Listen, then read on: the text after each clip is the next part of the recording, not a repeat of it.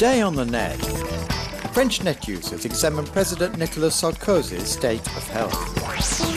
The Vietnamese blogosphere rallies against the government's bauxite mining plans.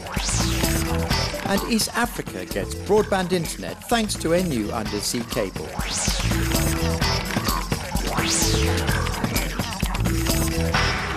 French President Nicolas Sarkozy, who collapsed on Sunday while jogging, left hospital Monday morning, where he spent a night under observation, an incident widely discussed online.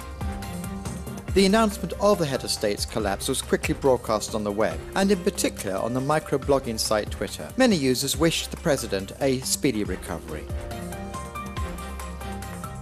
This political journalist from the French paper Le Figaro applauded the Élysée Palace's rapid communication of Nicolas Sarkozy's state of health. He claims this to be proof of the president's desire for transparency, a way to avoid rumours spreading. This blogger recalls nevertheless that Nicolas Sarkozy has not always disclosed his medical problems. He quotes, for example, the throat surgery he underwent in 2007, which was kept secret.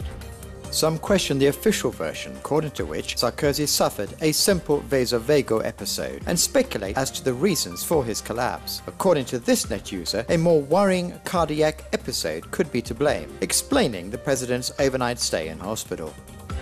This net user recalls that Sarkozy's attitude differs from that of his predecessors. He explains that presidential health has always been taboo in France, and that Georges Pompidou, François Mitterrand, and Jacques Chirac all suffered health problems during their mandates, which were either concealed from the public or played down.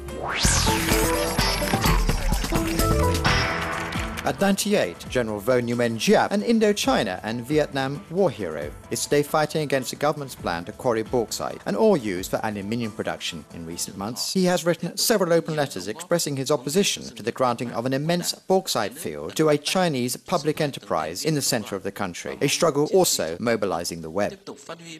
Net users concerned by the social and ecological consequences of such a project have launched an online campaign to urge the government to abandon it. This video explains that open pit mines and the treatment of the ore, which produces toxic substances, represents a very serious threat for the environment.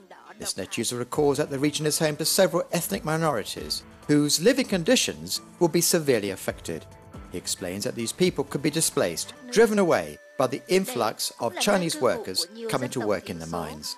Many bloggers take a dim view of the arrival of Chinese in this strategic region of the country, as shown by these photo montages and caricatures available online. Beijing's participation in the exploitation of these mines has rekindled anti-Chinese feeling in the Vietnamese blogosphere.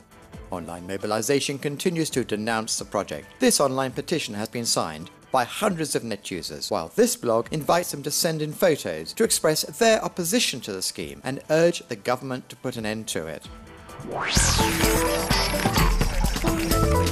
Thanks to a new undersea fibre optic cable, East African nations, with the exception of Somalia, now have broadband internet access. The 13,700 kilometers of cables, which were unwound from Kenya to South Africa via Madagascar, will allow costs to be greatly reduced and will increase the quality of the connection, which until now was obtained via satellite. All that's left to do now is to link up private individuals' homes.